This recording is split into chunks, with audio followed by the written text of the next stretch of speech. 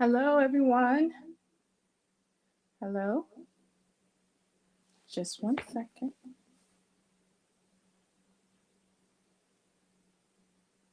I'm hearing an echo. Right back. Can you guys hear me?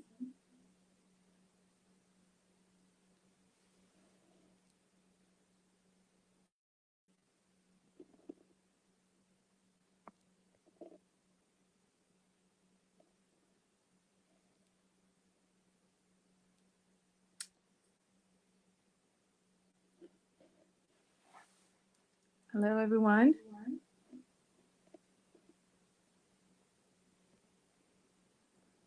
I think I'm hearing an echo, so just one second here.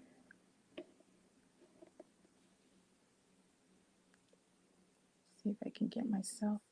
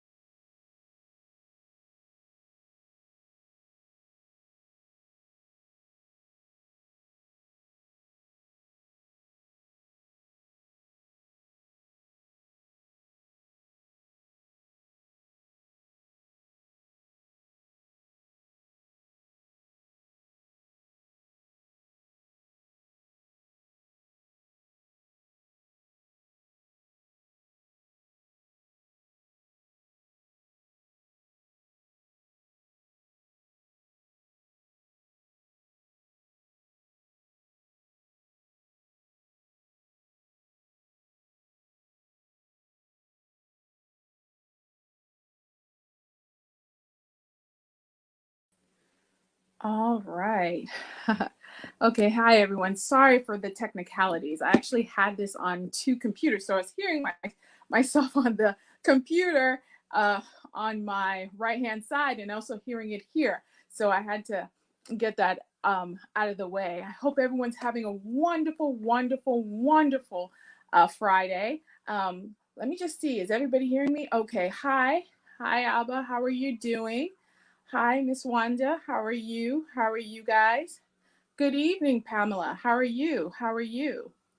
Um, okay, we have questions right away. Okay. Well, welcome to Q&A with Dr. Mercy.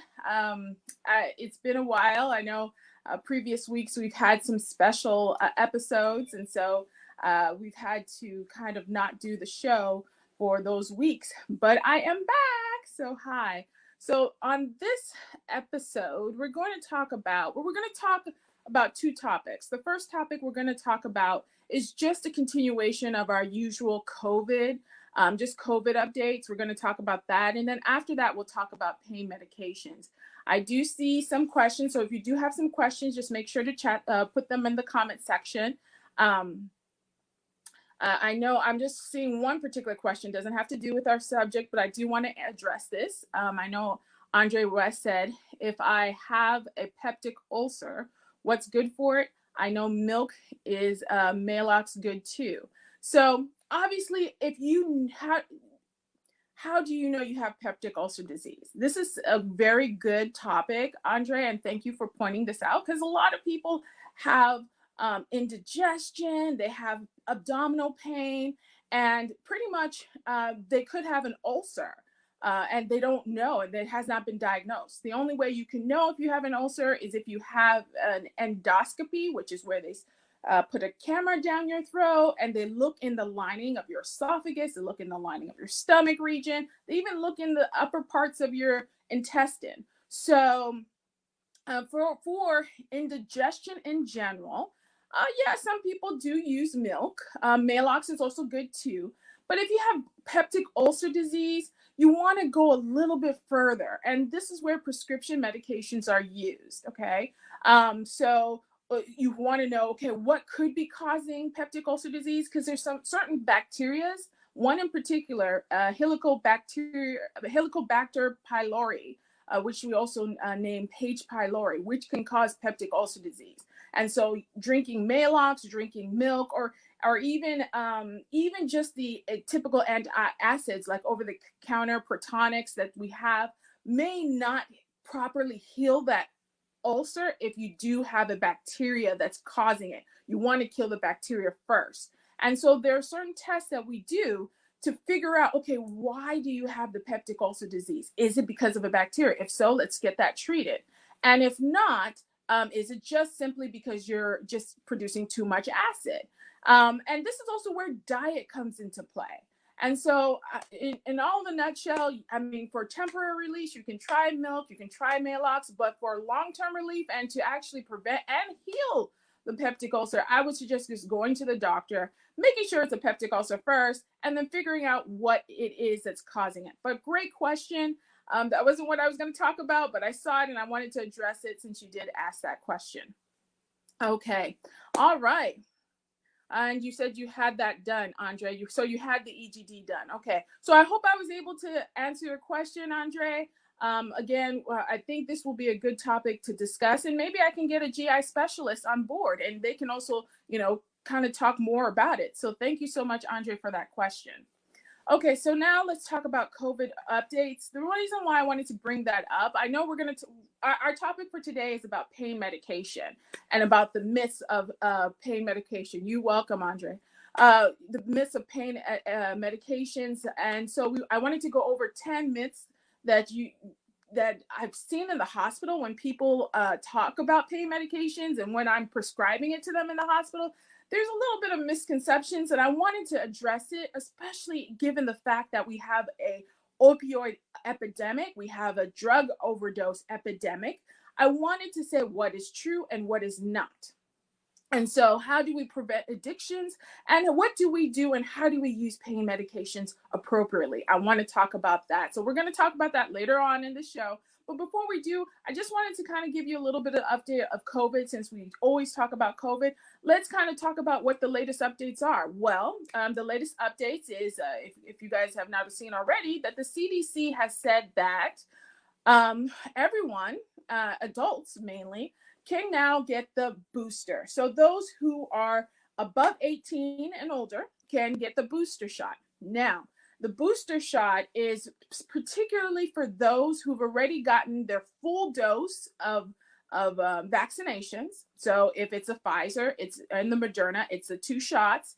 If it's Johnson & Johnson, it's a 1 shot. And you're 6 months out from that last dose. So they've looked at those who've gotten the booster. I've gotten the booster. I can tell you I've gotten the booster, and they so far have not seen any major adverse effects.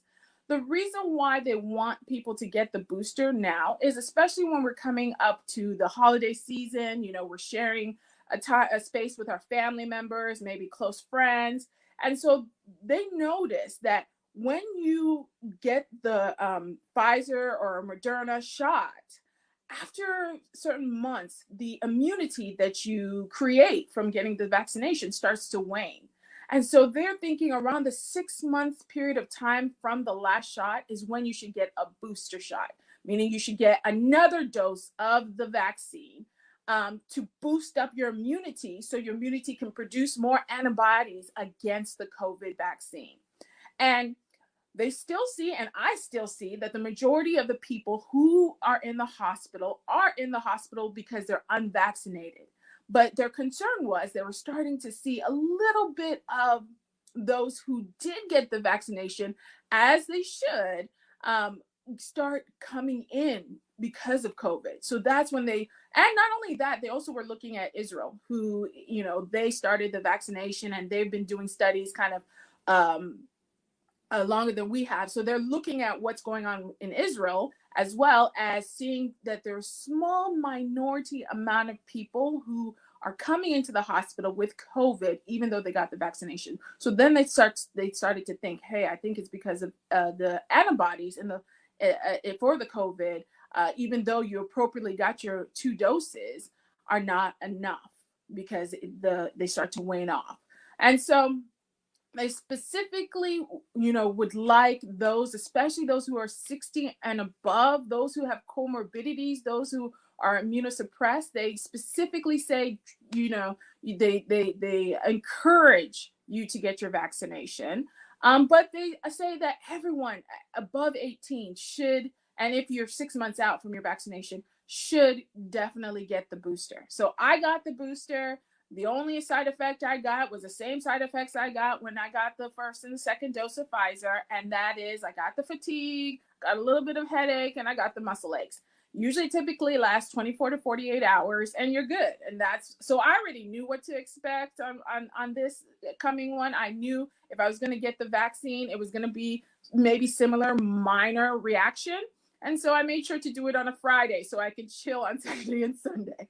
And before you know it, it was over and I was good. So again, I encourage those who feel who feel that they're beyond the 6-month period of their last dose of vaccination to definitely get it.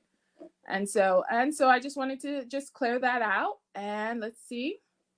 So now let's talk about what we were going to talk about. And what we're going to talk about today is, like I said, is prescription pain medications. Are they your friend or are they your foe? And like I said, the reason why I am doing this is because I read in a recent article that the U.S. has reached the 100,000 deaths from drug overdose within the last 12 months. And that is about a 29% increase in drug overdose deaths.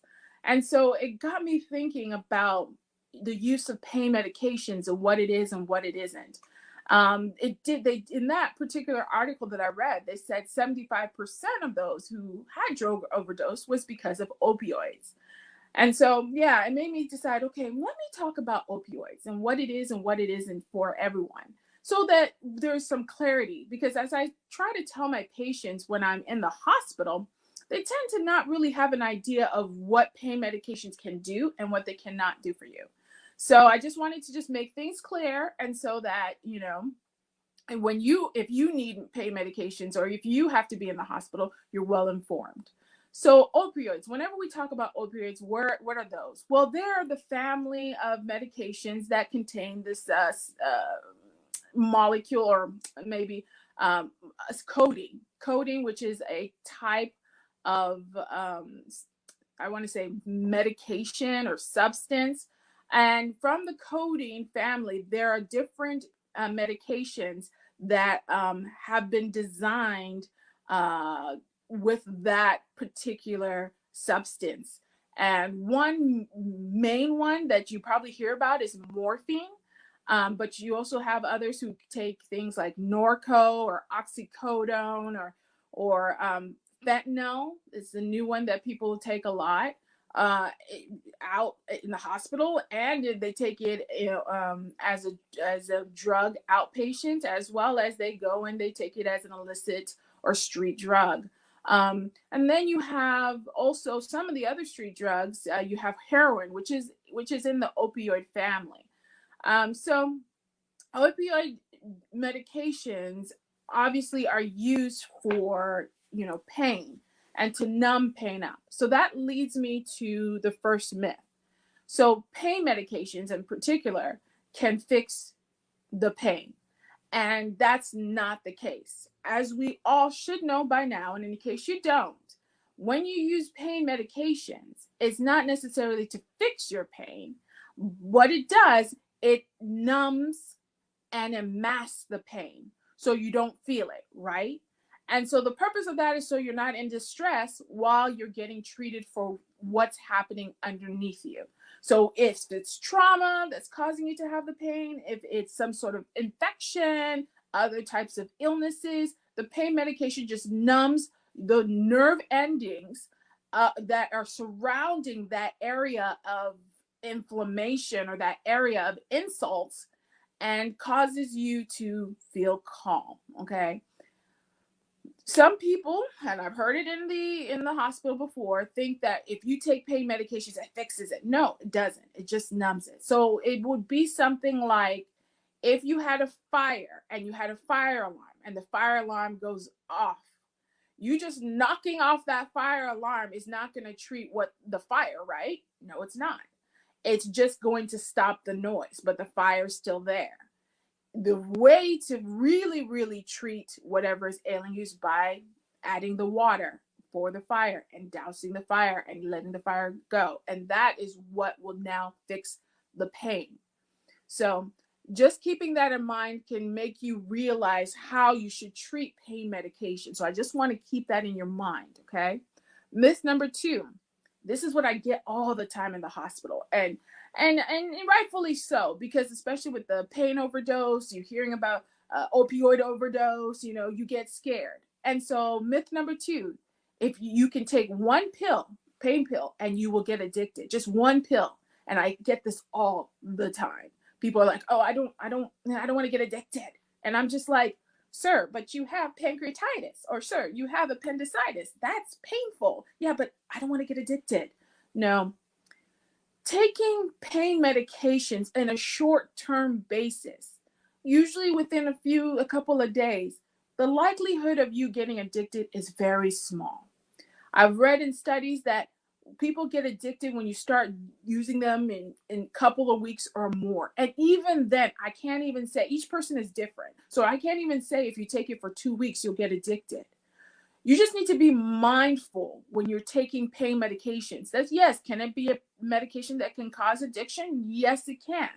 But you have to be mindful of the risk, benefits, and risk. If you're still in pain, and this is something to be used acutely, as we say in the hospital terms, or something to be used for the now, a short-term thing, it's appropriate for you to use the pain medication if it's going to allow you to do your daily life activities.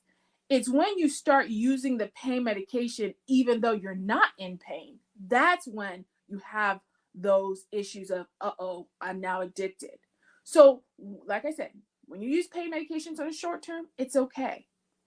Just be mindful when you start realizing that the medication you're using is more than just for the pain.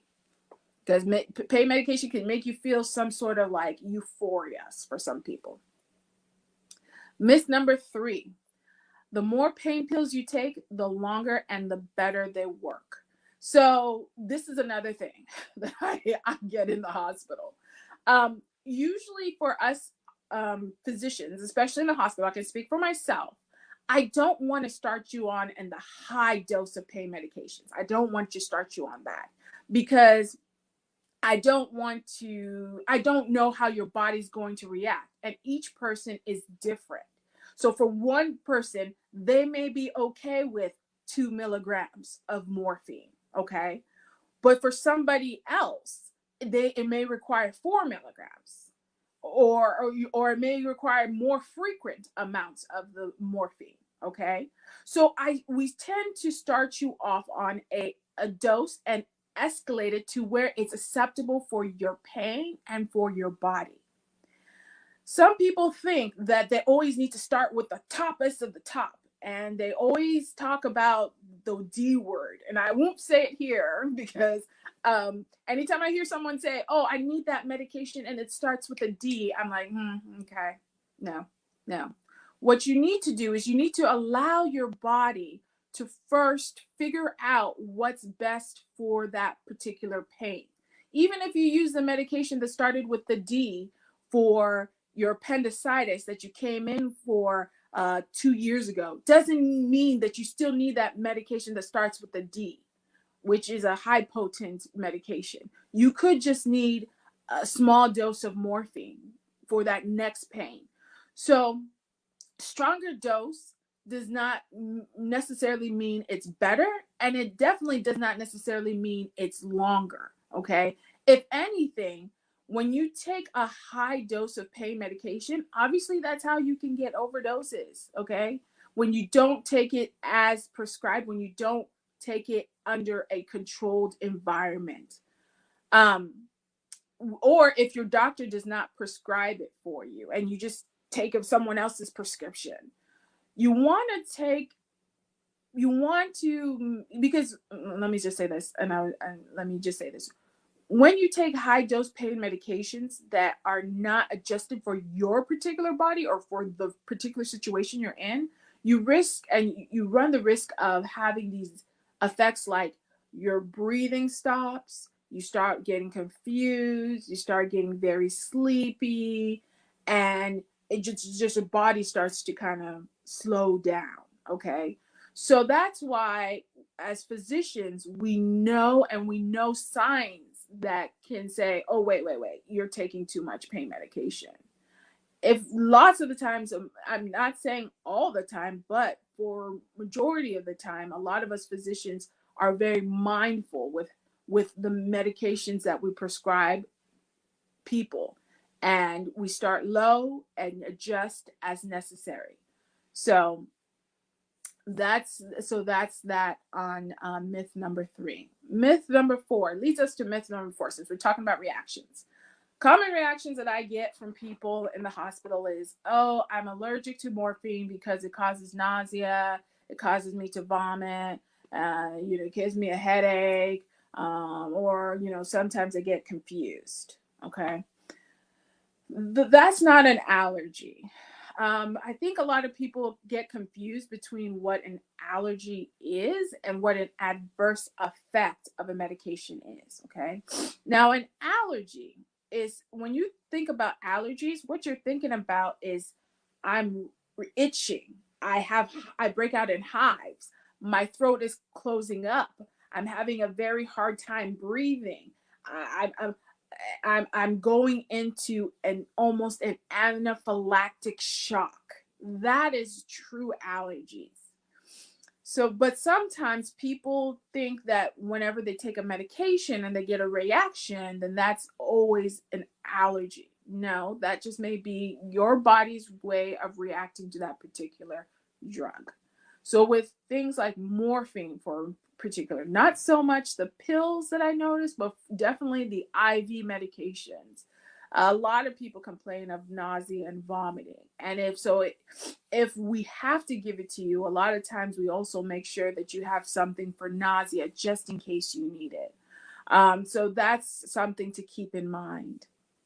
Also, another thing to keep in mind is, if you put morphine as an allergy and it truly isn't, or you put codeine as an allergy and it truly isn't, and you need a pain medication in the hospital moving forward, it's very hard for your physician to be able to give you a medication that does not contain codeine or an opioid.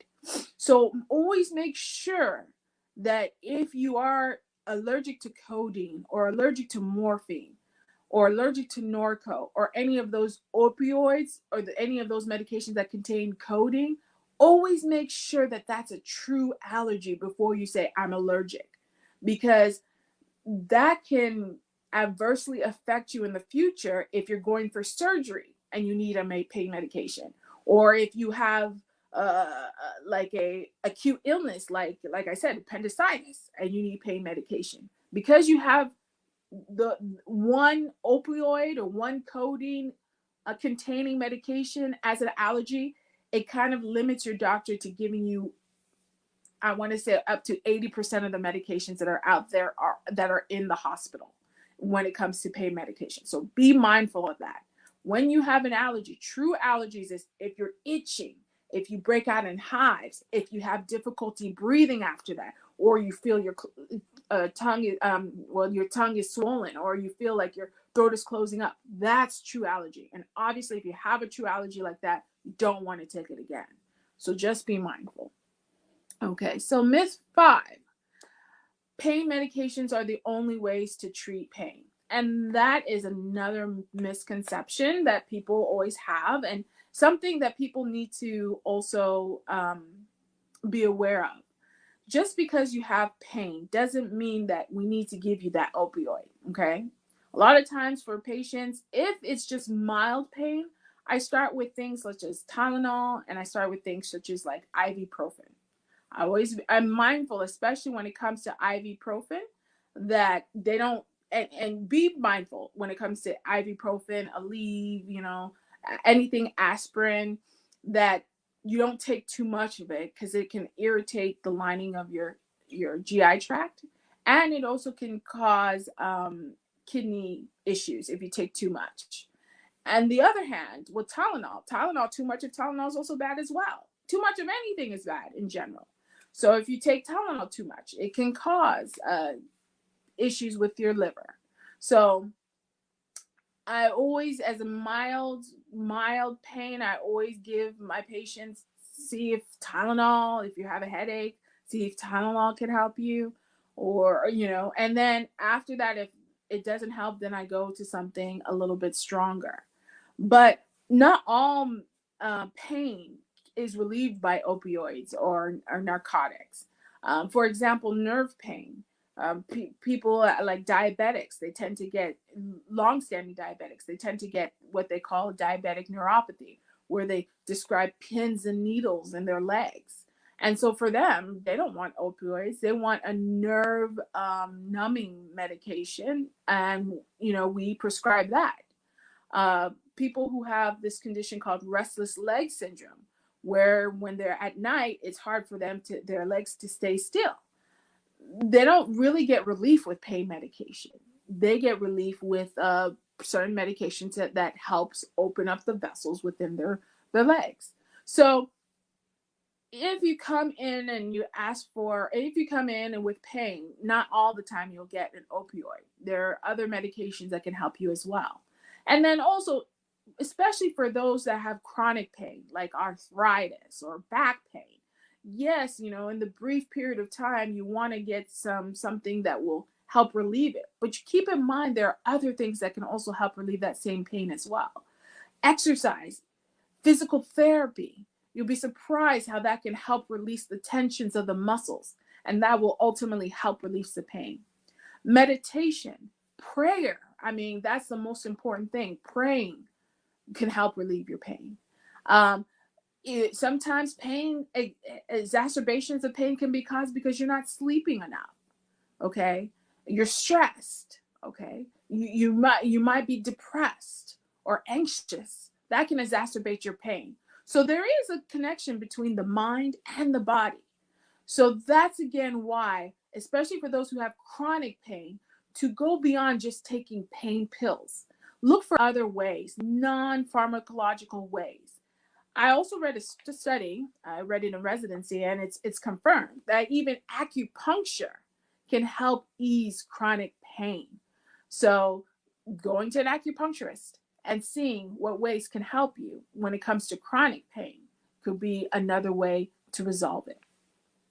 So myth 6, you shouldn't take pain pills because it inhibits character building. I've heard this a lot.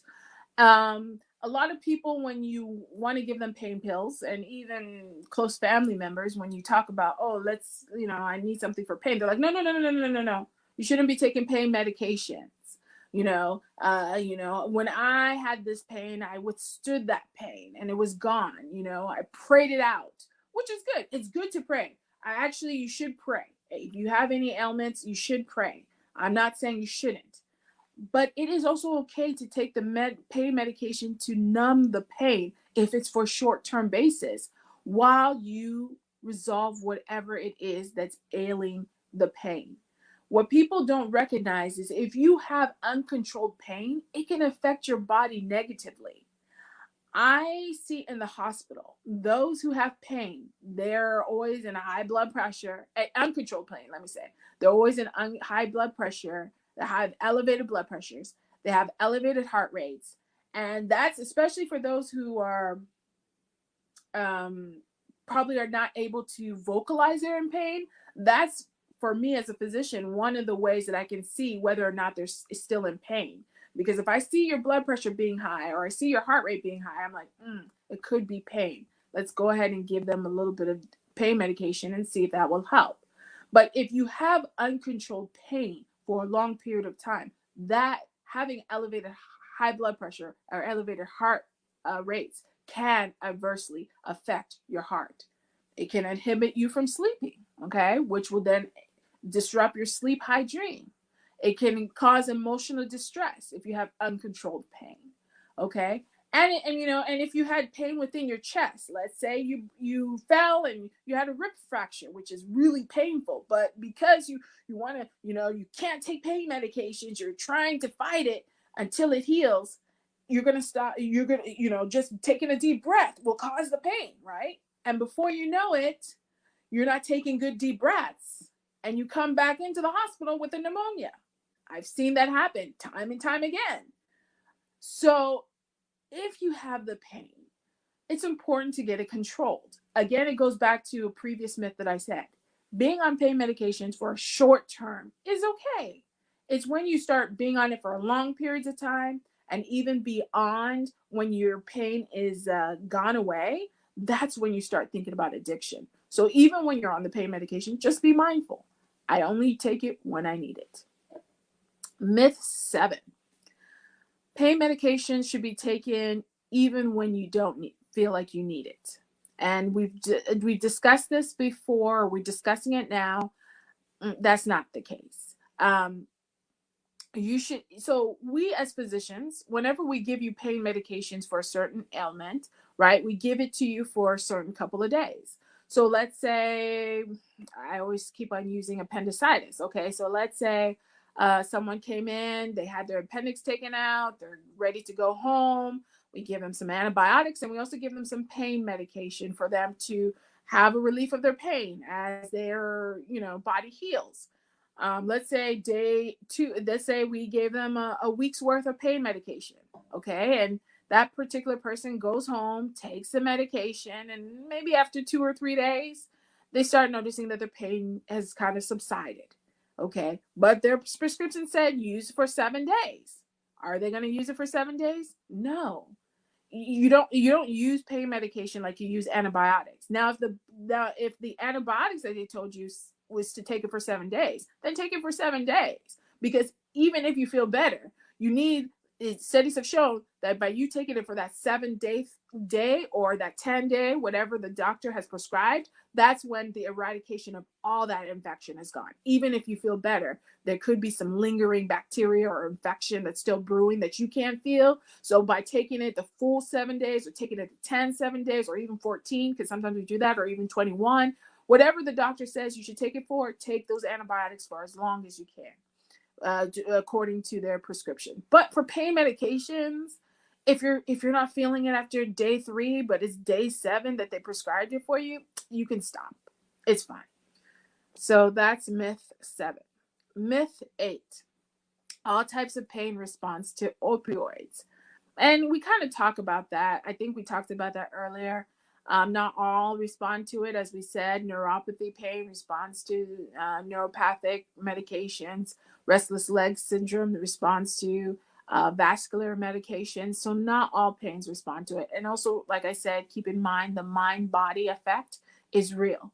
And so if you have chronic pain and it's all over the place and it's all vague, like you have pain in your stomach, but you also have it in your head, but you also have it in your chest, and you have it in your legs, there may be more than just the pain, and maybe a way of your body saying, I am stressed out, and for whatever reason, my mind is stressed, and maybe you have to deal with whatever is going on mentally before you address if there's any true pain after that. So that's another thing. We're almost done. Myth 9. Morphine is only used is only used for people who are dying. I've heard that before, and for all those who think that, that's false. Morphine is a very common medication that we use in the hospital. I order morphine multiple times throughout the week that I'm on, and for various different reasons. Morphine is not to be used to kill anybody. It's just used as one of the most common pain medications in the hospital, whether you are passing on, or whether you're getting an operation, or whether you're being treated for pneumonia.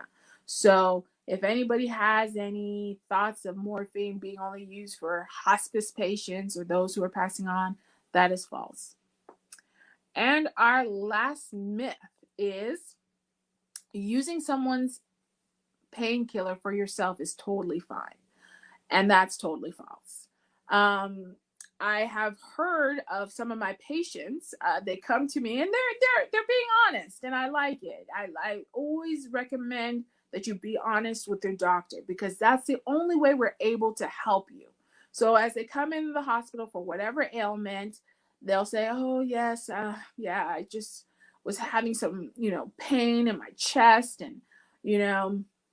My husband's Norco was there, and I just took one, and just to help relieve the pain. And that's what I did to see if it will help relieve it. Now, for them, they think it's very innocent, right? But it may not always be the case, because that medication and that strength was given to that person's husband for a reason. That's what that person's husband's body can tolerate. Now, not everybody can tolerate the same dosage of medications. I think I said this earlier.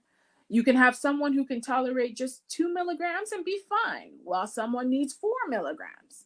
Now, if the person who only needs 2 milligrams was to take 4 milligrams of morphine, they may pass out or they may have trouble breathing.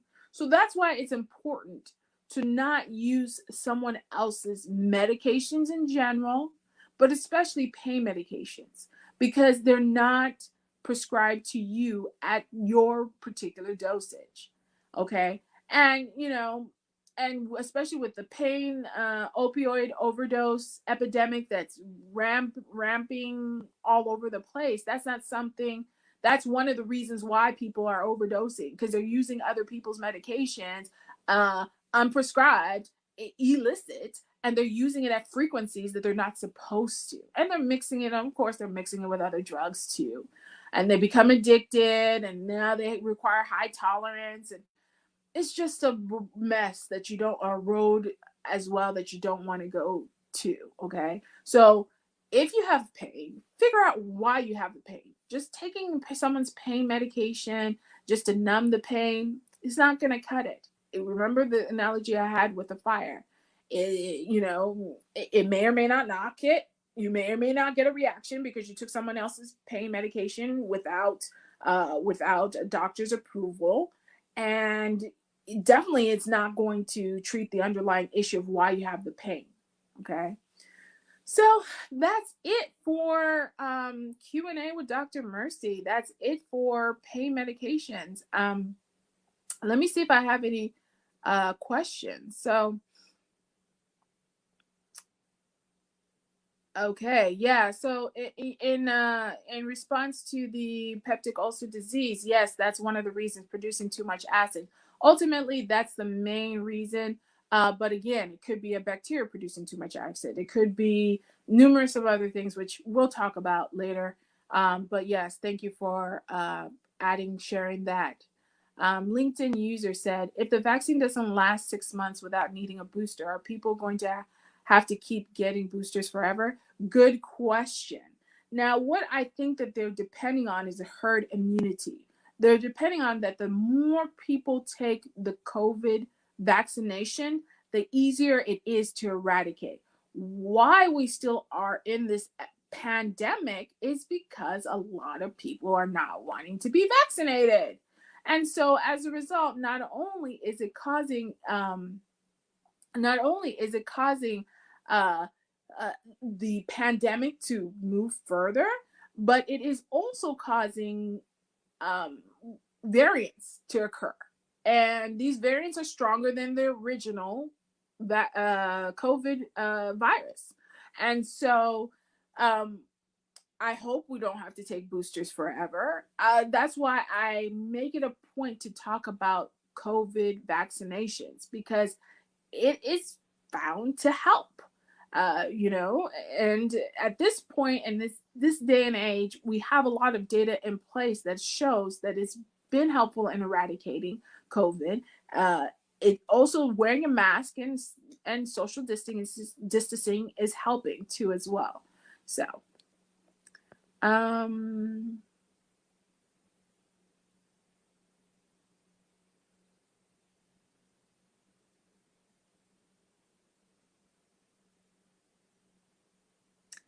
okay.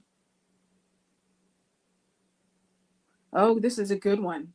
I can appreciate starting off on a low dose, but people who have sickle cell disease, for example, or other chronic illnesses know what pain medications they typically use and the dose that works for them. This approach can leave patients suffering unnecessary. Refer them for a pain specialist consult instead.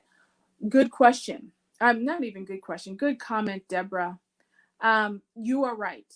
Again, what I was talking about was in acute cases. So if you're coming into the hospital because of a fracture and you haven't had pain medications for a long periods of time, of course, I'm going to start you on a low dose. I'm not going to start you on a high dose. I'm going to start low and just escalate it. I treat it differently than those who come in for sickle cell flare-ups. Like a couple days ago, I treated someone with a sickle cell flare-up. So I'm very knowledgeable about that. And in those cases, I do work with the patient because they do know their body. And that's one thing as physicians we realize. You patients, even though not everyone is a physician that comes to the hospital, you know your body. And so a lot of times if we listen to what you have to say, if we listen to how you feel, a lot of times we're able to pinpoint what exactly is ailing you. Same thing, if you have chronic illness, such as sickle cell, and you've been in the hospital multiple times, I tend to pay more attention as to what can help you with your pain because you've been there, done that. And so it's more of a conversation to see what you're comfortable in getting as a starting dose and what I'm comfortable in giving you. And it works well. I find that there hasn't been any overdose from that standpoint, and the patient feels that they've been heard. Pain medication specialist or pain specialist, they're a great option for generalists or primary care physicians who have tried to adjust medications for their patients in the clinic and have found it difficult to do so. For whatever reason, the patient is still not getting adequate relief. But let's not get it, let's not come to the assumption that by going up to a pain specialist, all they're going to do is just give you narcotics left and right. They too also offer non-pharmaceutical therapy as well. But yes, if that is something that needs to be done, the outpatient physicians, I'm an inpatient physician, so I work in the clinic, so I don't deal a lot with pain management doctors because a lot of my patients I deal with are acutely having pain. But for those with chronic pain and you've tried to tailor their medications, sure, refer them to a pain management specialist if they need to. So thank you, Deborah, for that.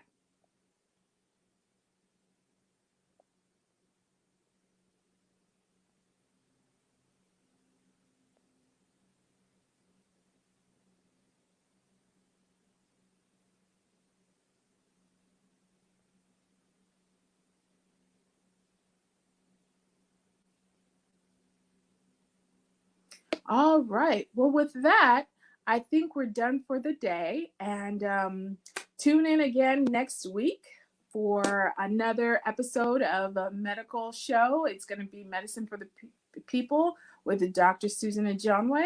And then after that, it'll be with me, Dr. Mercy, Q&A with Dr. Mercy. I do know there's Thanksgiving around, so we may or may not have one in the few days, but just tune in to see if we do. If I don't see you before Thanksgiving, have a happy Thanksgiving, and I wish you guys the rest of the wonderful day and evening. Bye.